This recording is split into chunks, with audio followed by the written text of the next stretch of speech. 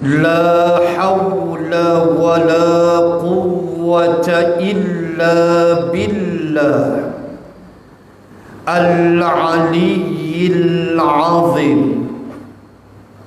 Amma ba'd. Muslimin dan muslimat rahimakumullah. Sambung ayat 28 surah Al-Mulk. A'udzu billahi minasy syaithanir rajim.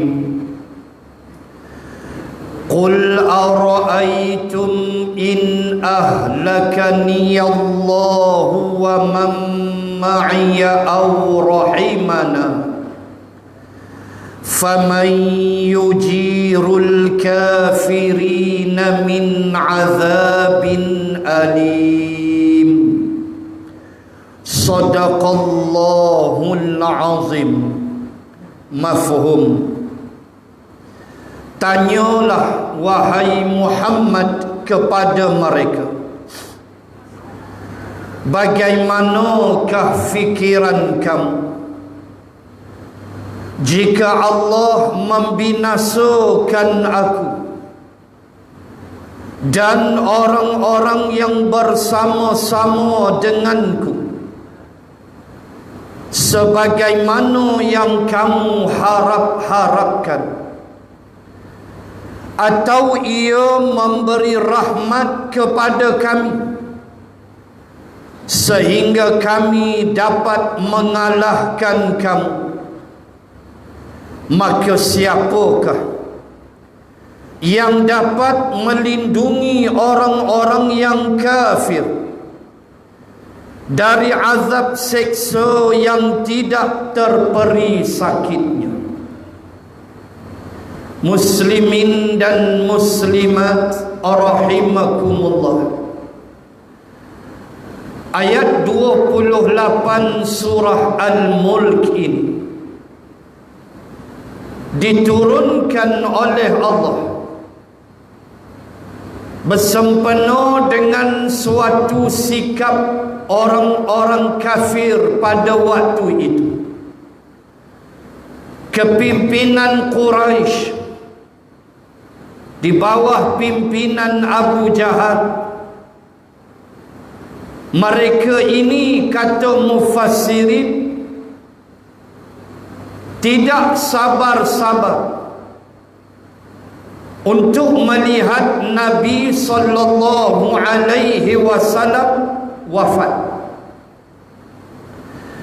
Kalau bahasa kasarnya, biarlah Muhammad Nabi ini cepat mati. Begitu. Tu bahasa kasar dia. Tu sebab ayat ni turun, kata mufassirin. Sebab keinginan mereka meluap-luap untuk melihat Nabi ni biar mati cepat, senang. Tuan-tuan muslimin dan muslim, sering kita beritahu bahawa persoalan mati sesuatu yang telah ditentukan Allah Subhanahu wa ta'ala terhadap semua yang bernyawa. Kullu nafsin dha'iqatul maut. Dalam Ali Imran satu ayat, dalam Al-Anbiya satu ayat. Ada dua ayat. Kullu nafsin dha'iqatul maut, dalam Ali Imran dan dalam Al-Anbiya. Jelas Allah sebut setiap yang bernyawa pasti akan mengalami kematian, al-maut. Dalam hadis Nabi menyebut kematian itu mencari kamu seperti mana rezeki mencari kita. Allah tentu siap dah. dalam surah Az-Zumar ayat 30, innaka mayyitun wa innahum mayyitun. Allah sebut innaka mayyitun, sesungguhnya engkau wahai Muhammad pasti mati. Wa innahum mayyitun, dan mereka pun akan mati. Semua akan mati.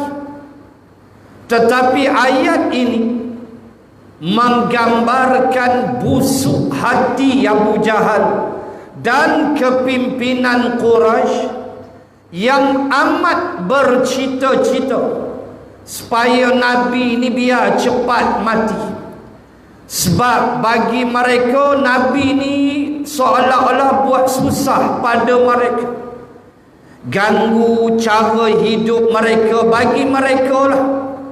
Dan mereka mengarang tuduhan-tuduhan palsu, pemecah belah masyarakat, mu'allamun majnun, pelajar yang gila, sihrun mubin, ahli sihir yang hebat. Macam-macam mereka kata ke Nabi, menzahirkan kebencian mereka kepada Nabi sallallahu alaihi wasallam. Tak ada dosa Nabi, melainkan membetulkan keadaan mereka, mengajak mereka meninggalkan penyembahan berhala yang cukup banyak, yang dianggap mereka sebagai Tuhan-Tuhan, kepada menyembah Allah yang satu. Itu yang mereka buat pelik. Dia kata takkan Tuhan satu, kita duk sembah berlambak dah beratus-ratus tahun, kita sembah berhala ni. Mari Muhammad dia sebut Tuhan ni satu. Lalu Allah turunkan pula nak jawab. Allah turunkan ayat 164 Al-Baqarah, wa ilahukum ilahun wahid la ilaha illa huwar rahmanur rahim. Turun pula ayat tu jawab 164 Al-Baqarah juzuk 2. Allah turunkan ayat itu bila Abu Jahal kata pelik, takkan Tuhan satu. Allah kata wa ilahukum ilahun wahid, dan Tuhan kamu adalah Tuhan yang satu. Macam-macam tuan-tuan muslimat yang mereka buat untuk menyekat dakwah Nabi, dan paling mereka hendak biarlah Nabi ni mati cepat, menyibuk aja kata mereka. Allahu Akbar tuan-tuan.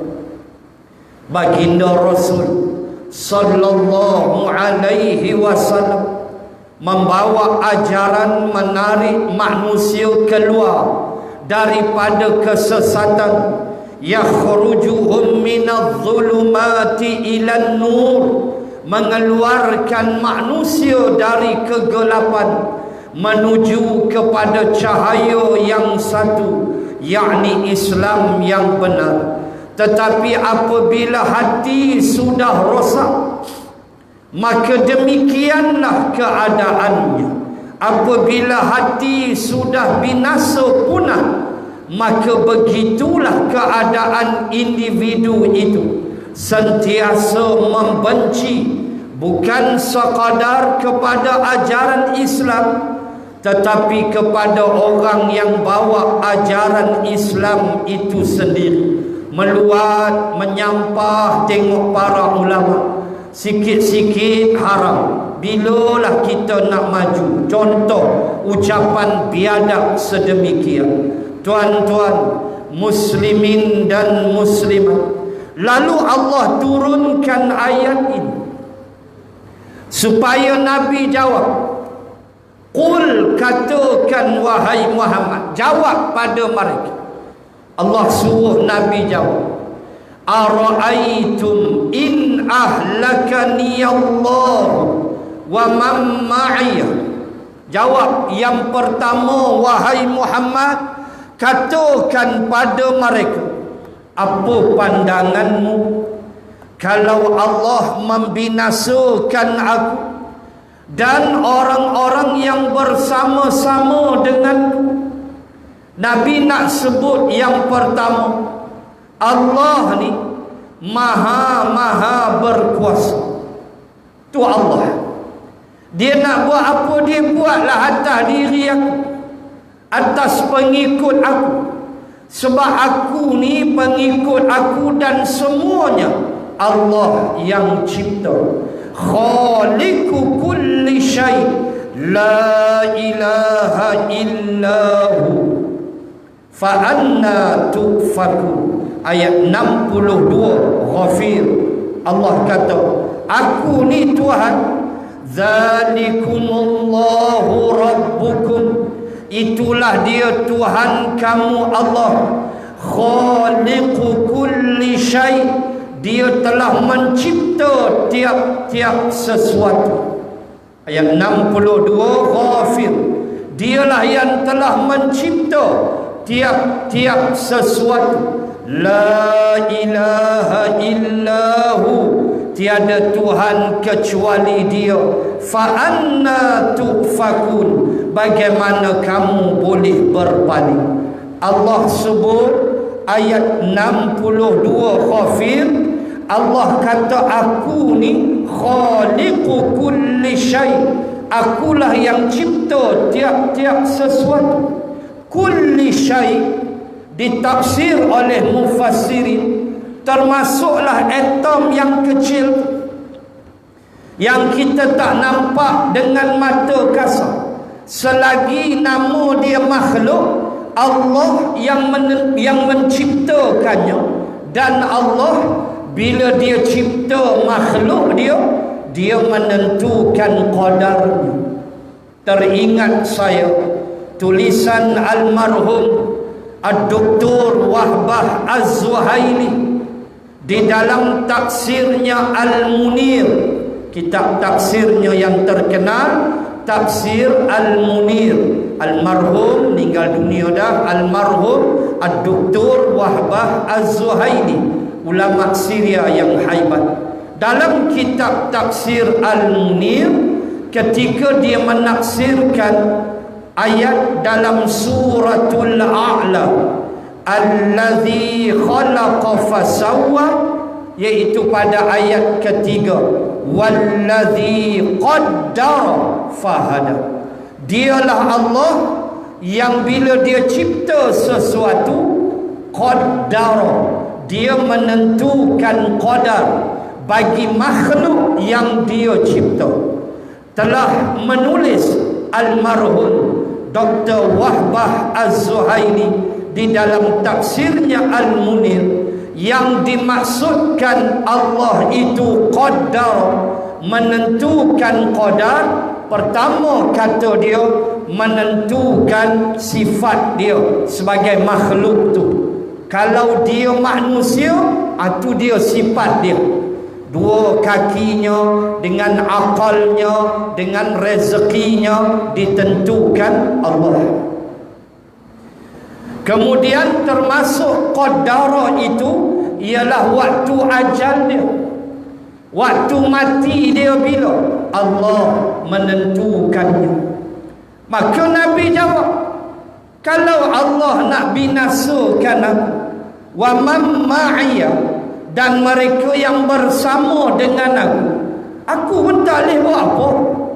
Yang hampa nak aku mati cepat ni, kalau Allah binasakan aku tak boleh buat apa, sebab dia Allah maha berkuasa. Dia nak buat apa dia buat.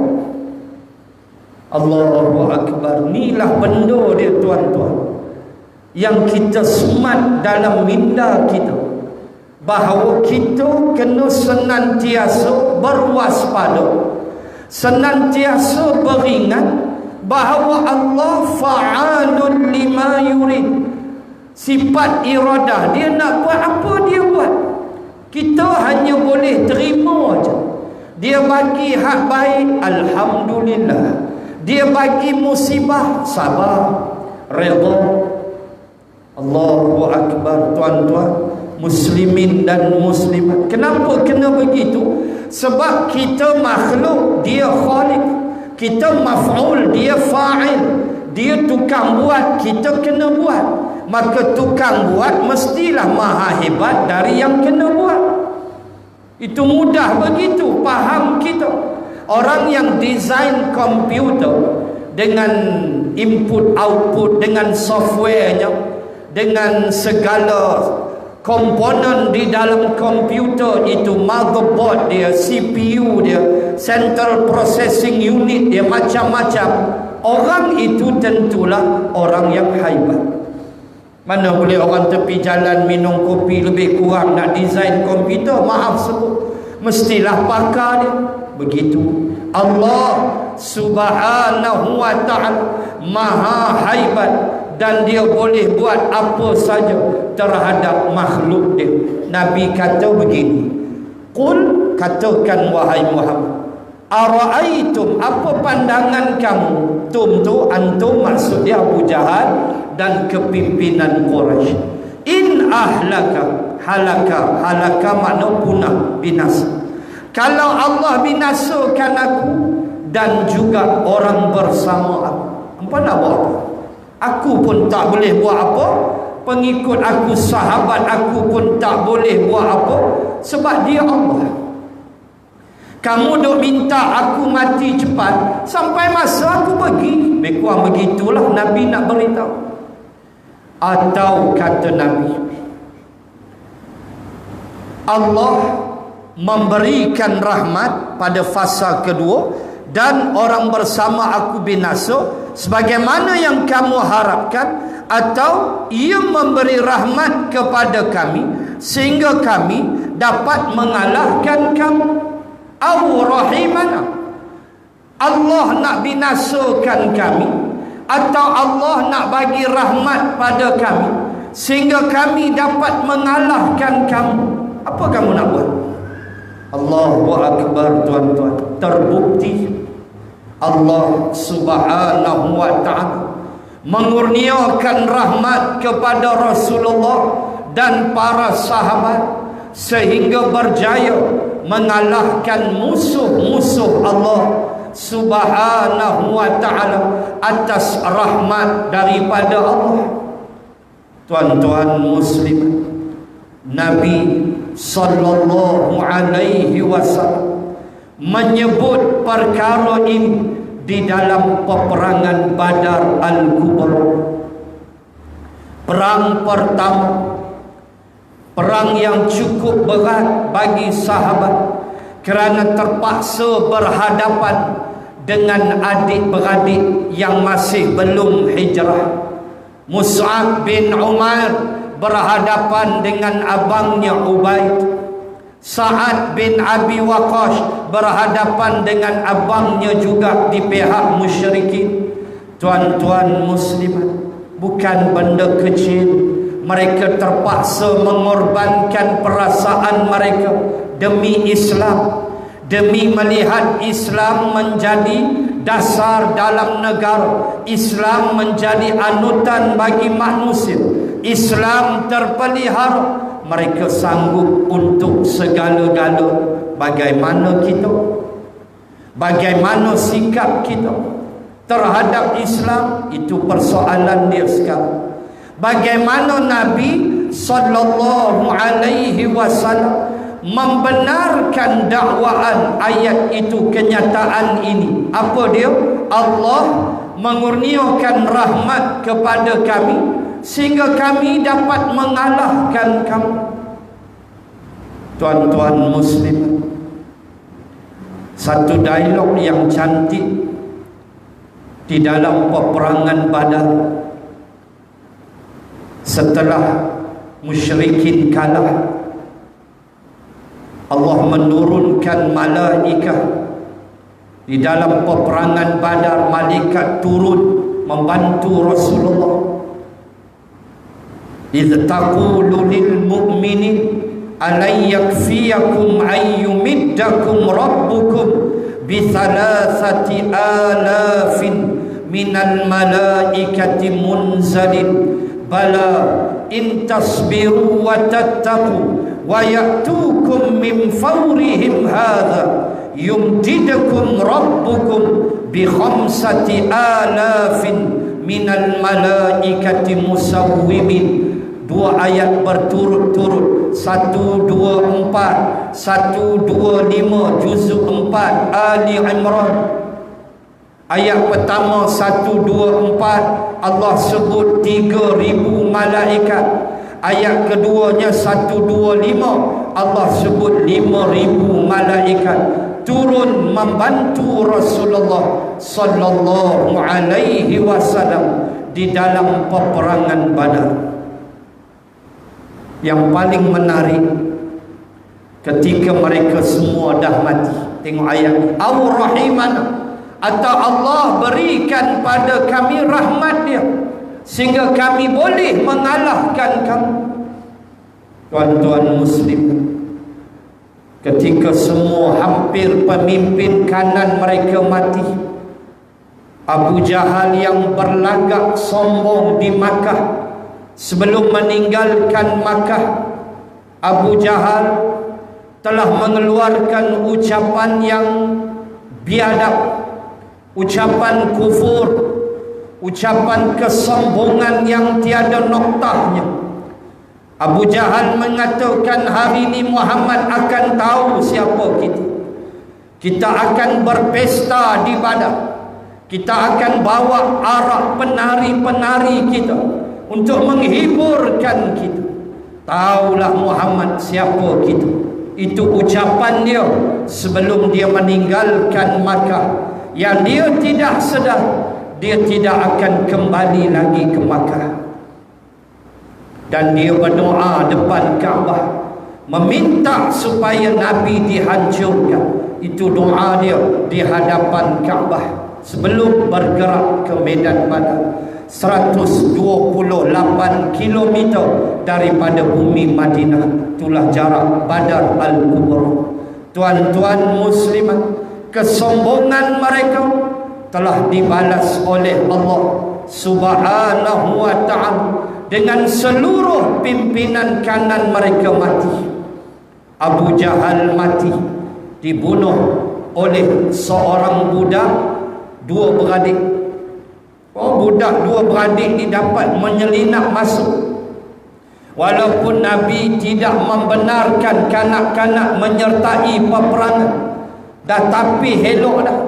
Tak macam manalah budak dua beradik ni boleh lepas masuk. Umur dalam 12, 13, 14 begitulah. Lalu Nabi tengok tengah jalan nak patah balik ke Madinah, dah jauh, 2 kali kerja. Akhir Nabi kata, apa nak pergi perang juga? Kata, ya Rasulullah, kan aku dah kata tak boleh, kamu kanak-kanak. Pakat dia tak menjawab. Akhir Nabi kata, ginilah, hampa 2 orang gusti depan aku nak tengok.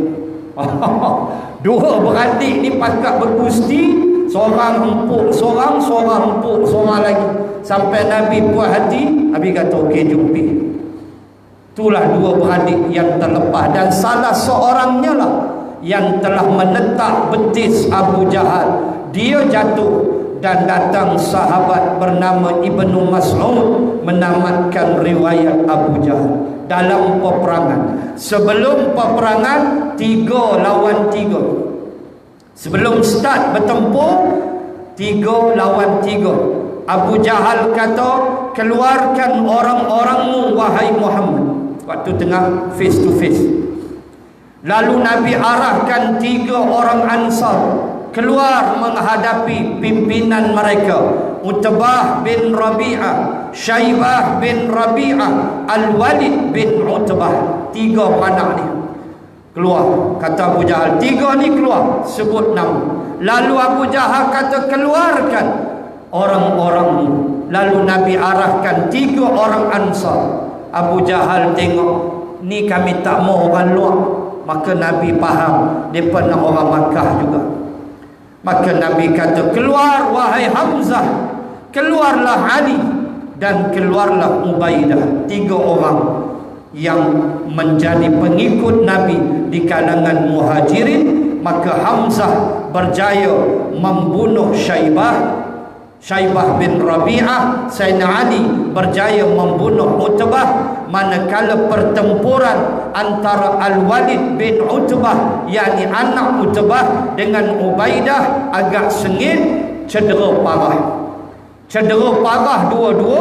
Lalu Ali menghabiskan riwayat Al-Walid, manakala Ubaidah cedera parah, dan akhirnya Ubaidah juga meninggal dunia. Tuan-tuan, muslimin muslimat, semua pimpinan kanan mereka mati. Dan ketika mereka dilempar, ini maksud rahimana, Allah bagi kami rahmat dengan mengalahkan kamu. Kamu nak buat apa? Kata Nabi. Maka benarlah ia berlaku ketika mana Nabi SAW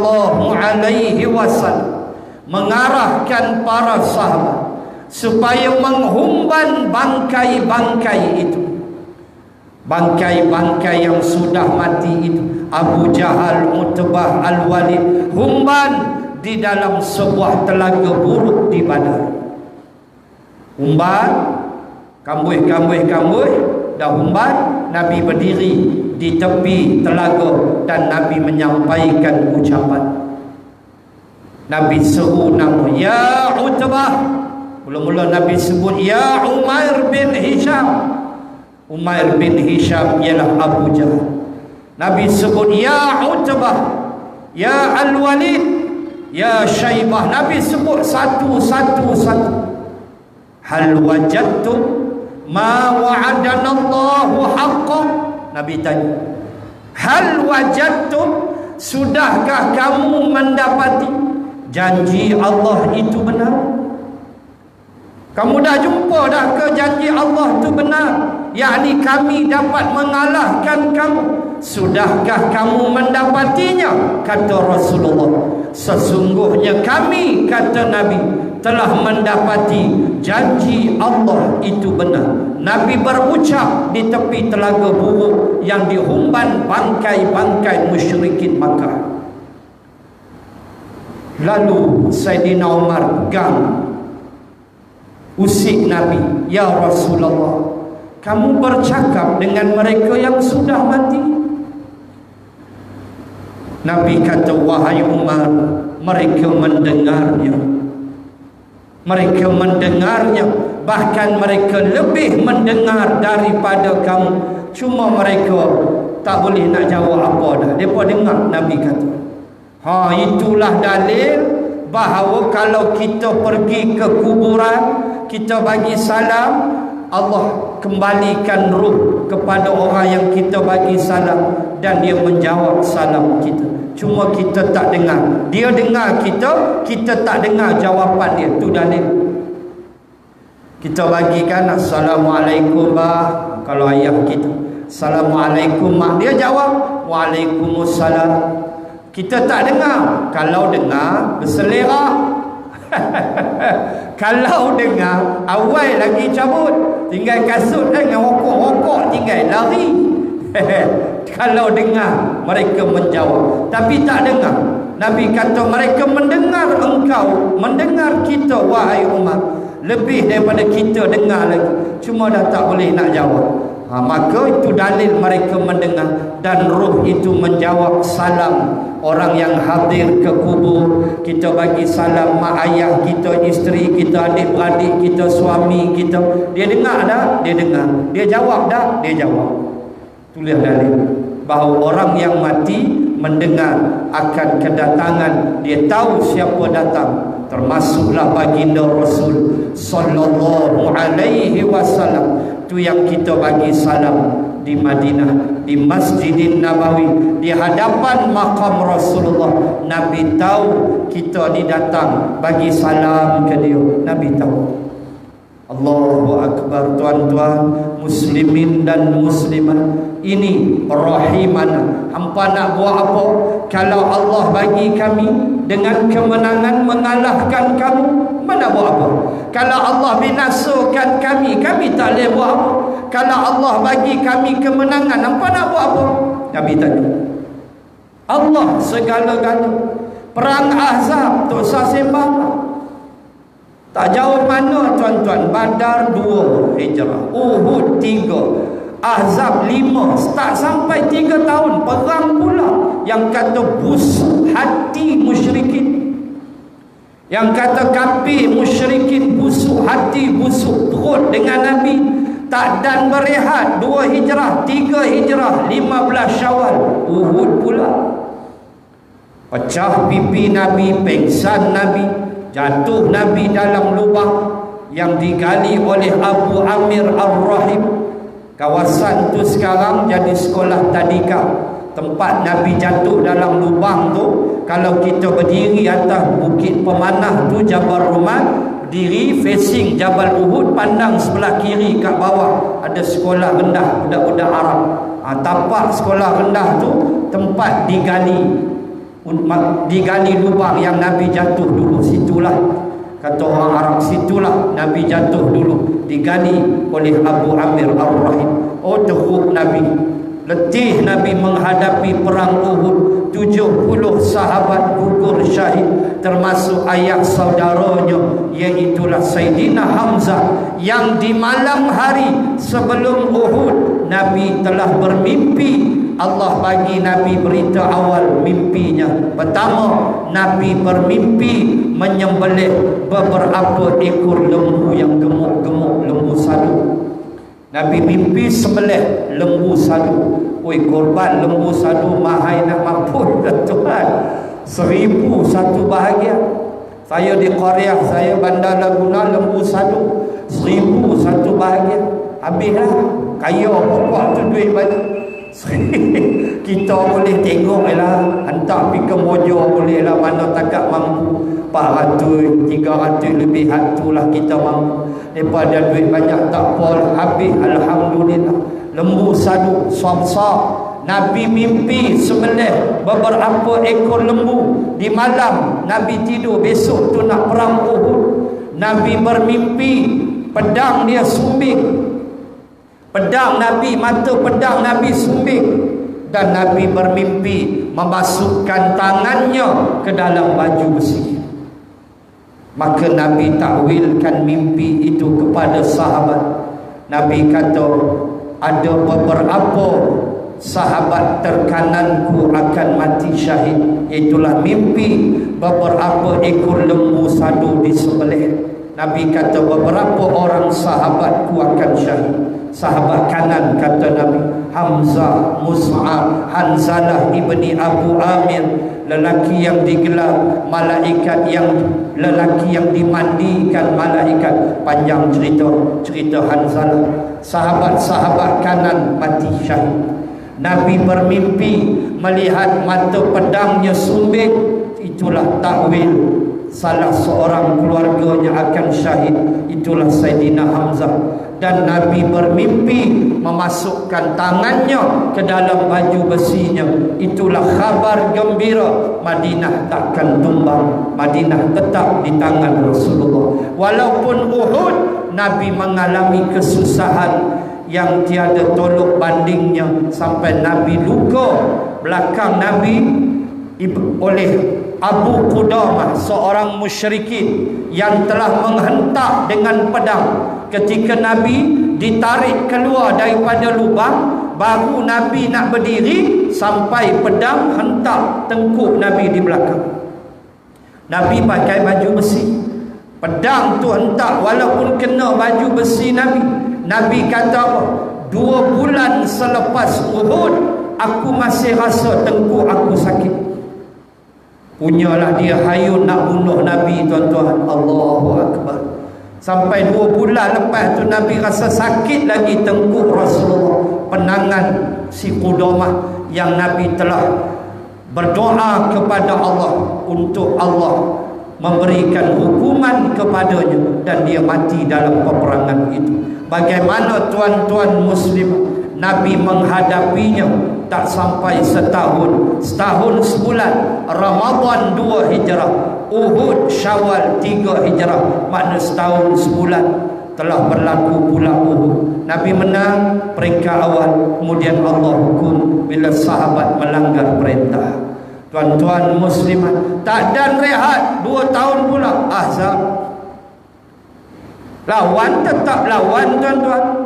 Allah nak bagi kemenangan ke apa ke tu hak Allah, tapi menentang kebatilan wajib, menyokong kebatilan haram, bersama dengan kebatilan haram, menyisihkan diri dari kebatilan wajib.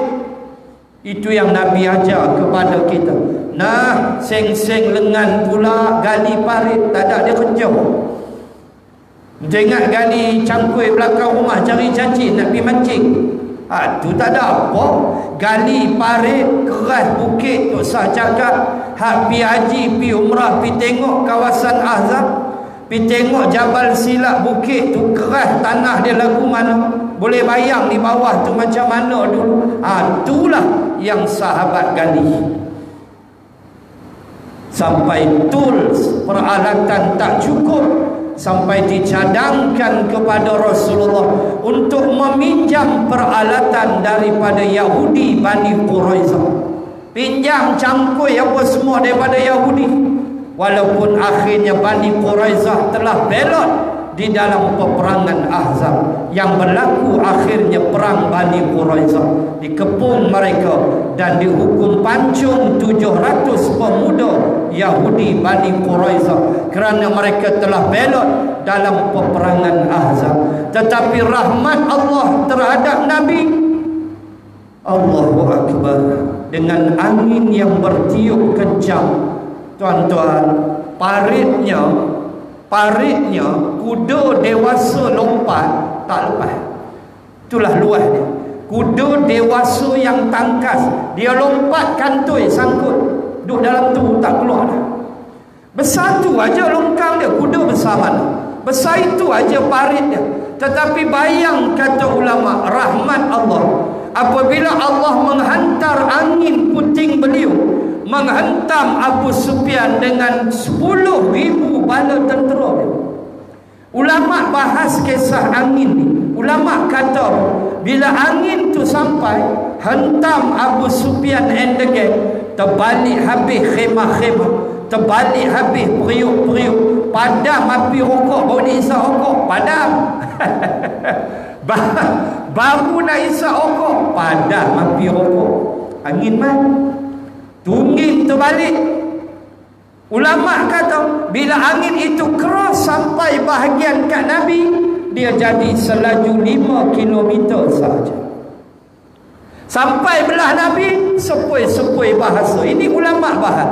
Hentam belah sana, tertungging habis dengan khemah-khemah, dengan periuk, babu jerang air apa semua habis. Dia lalu kat Nabi 5 kilometer, angin sepoi bahasa.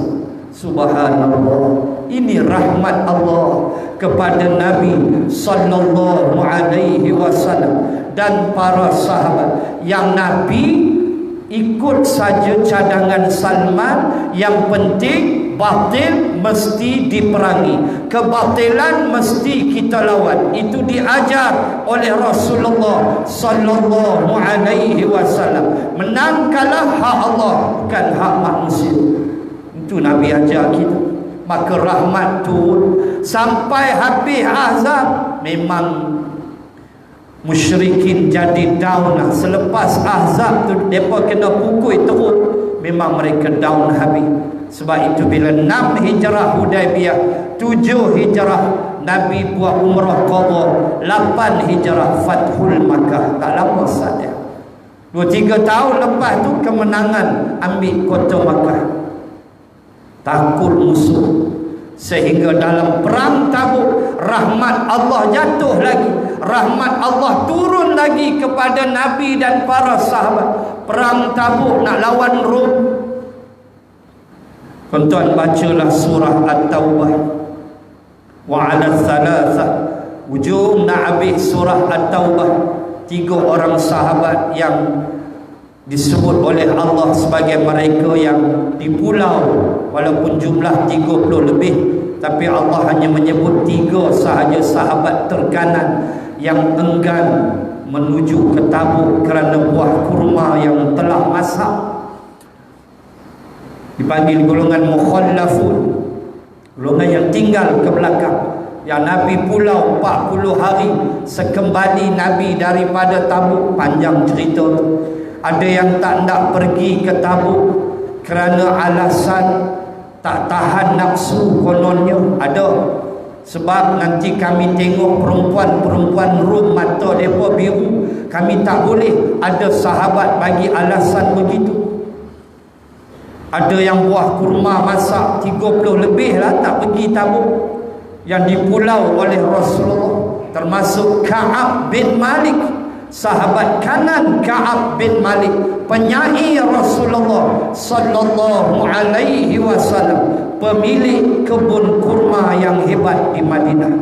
Dia jutawan kurma, saudagar kurma yang hebat. Ka'ab bin Malik pun gagal dalam perang Tabuk. Tetapi rahmat Allah turun, apa dia? Rom tak datang. 5 hari Nabi tunggu. Hai Rom duk dengar. Walaupun dia hantar utusan mengikut riwayat, Raja Rom hantar utusan untuk jumpa Nabi di Tabuk. Tabuk ni atas lagi, kat Jordan jauh. Tabuk ni ada salji. Bagaimana hantar utusan sembang dengan Nabi? Utusan tu kira Raja Rom minta macam Nabi beralah. Nabi kata dah, hampa nak perang mai, aku tunggu. 5 hari tunggu, Rom tak datang. Sehingga akhirnya Nabi pulang. Takut buat-buat tu, sebab mereka sudah mendengar penangan Rasulullah yang telah mengalahkan Abu Sufyan dalam perang Ahzab. Oh, dia kata tak boleh main dengan Muhammad ni. Hebat dia, habis semua dia pukul. Maka Rom menjadi takut. Akhirnya mereka gagal turn up di dalam peperangan Tabuk. Itu rahmat Allah subhanahu wa ta'ala. Sampai yang paling besar sekali ialah Fathul Makkah. Itu paling besar rahmat Allah. Kenapa? Kerana pembebasan Makkah daripada syirik. Tak ada dah berhala, habis. Itu rahmat Allah. Sehingga Nabi memberi penghormatan kepada Khalid ibn Walid untuk memecahkan berhala di sekeliling Kaabah. Dialah yang Nabi arahkan, memberi dia penghormatan, pecahkan semua berhala itu. Khalid dengan pedangnya dia balut, sehinggalah satu berhala yang besar yang Khalid baru nak rembat aja, Khalid pingsan, jatuh tersungkur dan pingsan. Lalu Nabi melihat daripada jauh. Lalu Nabi panggil Saidina Ali. Nabi kata hampir habis. Lalu Ali pun pergi melasah balut. Rupanya dalam berhala tu ada seekor jin yang sudah berusia ribuan tahun duduk dalam berhala.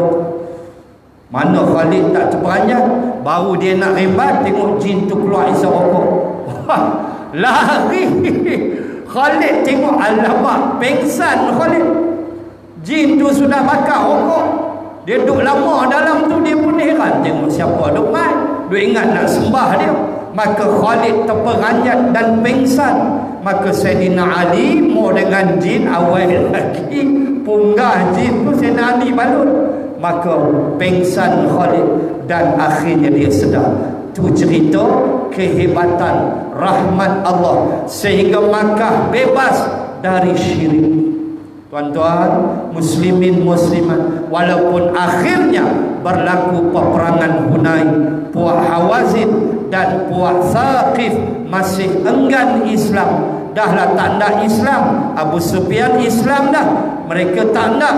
Mereka angkat senjata pula menunggu Nabi di lembah Hunain untuk berperang. Maka namanya peperangan Hunain. Allahu Akbar. Tak habis juga berlawan lagi. Itulah Rasulullah yang Allah mengirimkan rahmat dan kasih sayangnya. So Nabi tanya, sama ada Allah binasakan kami, atau rahimana, atau Allah rahmat kami. dengan kami mengalahkan kamu, apa kamu nak kata? Faman yujirul kafirina min azabin alim. Maka siapakah, kata Nabi, yang dapat melindungi orang yang kafir dari azab seksa yang tidak terperi sakitnya? Nah, Nabi kata, kalau hampa melawan dengan aku, hampa minta aku mati cepat, hampa tak setuju dengan ajaran aku tak ada masalah. Aku tetap di atas dasar ini, aku takkan berganjak. Dasar yang abang-abang, saudara-saudara aku bawa, nabi-nabi, rasul-rasul bawa, inilah dasar dia. Qul ma kuntu bid'am minar rusul. Dalam surah Hamim Al-Ahqaf ada ayat, katakan wahai Muhammad, qul, katakan wahai Muhammad, ma kuntu bid'am minar rusul. Ayat belah-belah situ, 12, 13 begitu. Katakan wahai Muhammad, 10, 11 begitu. Katakan wahai Muhammad, ma kuntu bid'am minar rusul. Aku bukan bawa benda baru minar rusul, daripada rasul-rasul dulu. Hatulah aku bawa, aku tak pernah ubah. Baik di sudut akidah, ma kuntu bid'an. Bid'an kan bid'ah, bid'ah benda baru. Bid'an, aku tak bawa. Katakan wahai Muhammad, ma kuntu bid'am minar rusuli. Aku tak pernah bawa satu bentuk bid'ah benda baru pada kamu. Hak mana rasul-rasul dulu bawa, hak tu.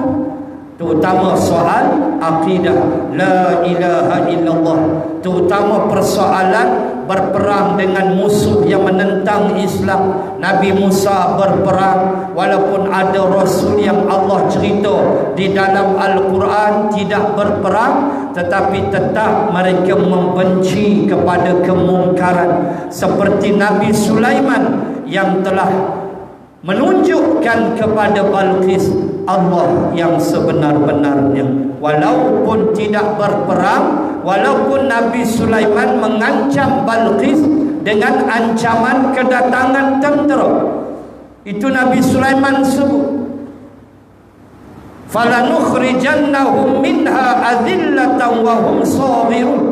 Nanti aku akan hantar junudan, satu bentuk junudil tentera yang kamu tak pernah tengok. La qibala lahum biha.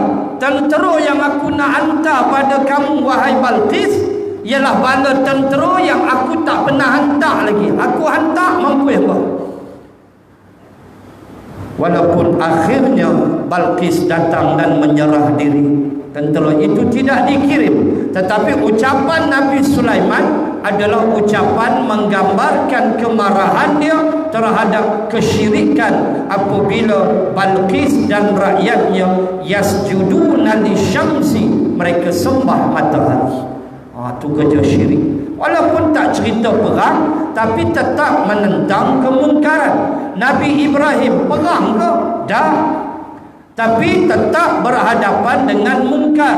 Nasihat dia pada ayah dia, ya abati lima ta'budu ma la yasma'u wa la yubsiru wa la yughni 'anka syai'a. Ayat 42 surah Maryam. Wahai bapakku, kenapa sembah berhala yang dianggap Tuhan, yang tidak mendengar, yang tidak melihat dan tidak memberi apa-apa manfaat? Apa yang pak sembah ni? Dia lawan pak dia beritahu.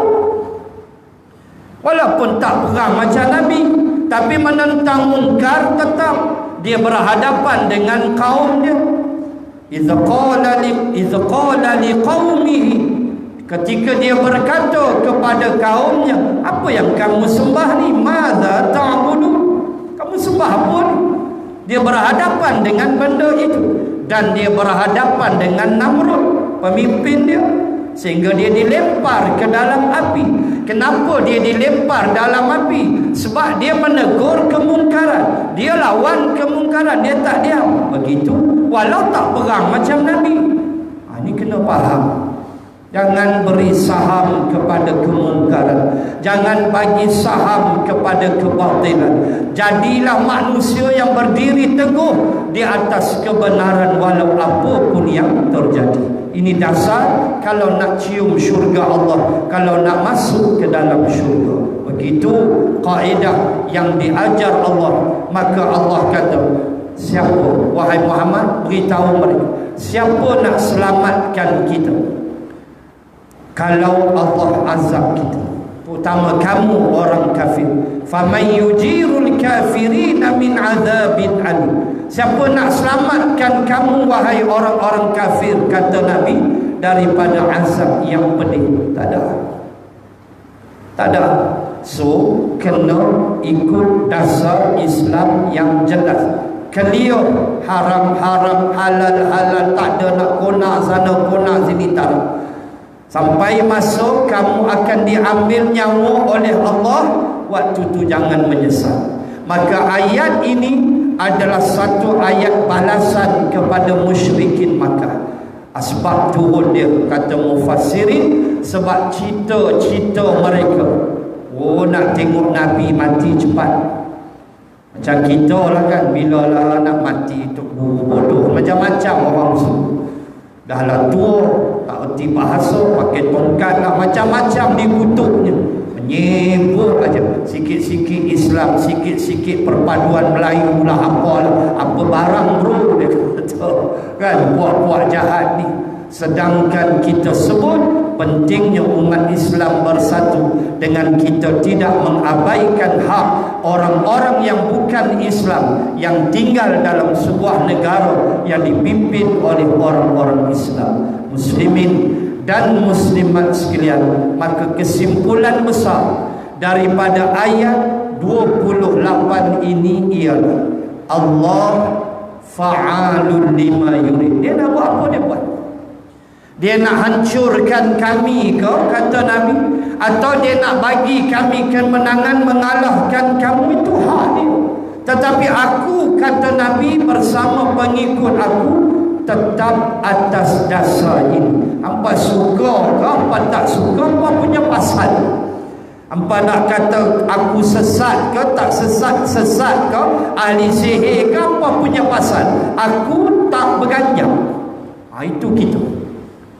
Itu kita, tuan-tuan. Orang nak kata apa lantak, yang penting kita yakin Islamlah yang paling benar, Islamlah ajaran yang kita tidak boleh tolak. Keadilan Islamlah sesuatu yang akan menjadi cahaya yang akan menerangi kehidupan seluruh manusia, termasuk yang bukan Islam. Bacalah kisah Salahuddin Al-Ayyubi, bacalah kisah panglima-panglima Islam yang bersikap adil terhadap orang-orang yang bukan Islam. Dengan satu keadaan yang kita boleh lihat betapa Islam memberi keadilan kepada seluruh manusia. Maka Nabi diajar Allah jawab, supaya mereka tersentak dan mereka tahu bahawa Allah melakukan apa saja, dan itulah yang mereka dapat, siri-siri kekalahan mereka yang cukup hina di dalam peperangan yang mereka hadapi bersama Nabi sallallahu alaihi wasallam dan para sahabat radhiyallahu anhum ajma'in. A'udzu billahi minasy syaithanir rajim. Qul huwar rahmanu amanna bihi wa 'alaihi tawakkalna fasata'lamuna man huwa fi dhalalin mubin. Shadaqallahul azim, wallahu a'lam. Kita sambung ayat 29 pada bulan yang akan datang. Subhanakallahumma wa bihamdik nashhadu an la ilaha illa ant wa nastaghfiruka wa natubu ilaik. Bismillahirrahmanirrahim. Alhamdulillahi rabbil alamin. Assalatu wassalam على رسول الله وعلى آله وصحبه أجمعين. اللهم زدنا علما وارزقنا فهما. اللهم ارزقنا فهم النبي وحفظ المرسلين. اللهم اجعل جمعنا هذا جمعا مرحوما وتفرقنا من بعده تفرقا معصوما. ربنا آتنا في الدنيا حسنة وفي الآخرة حسنة وقنا عذاب النار.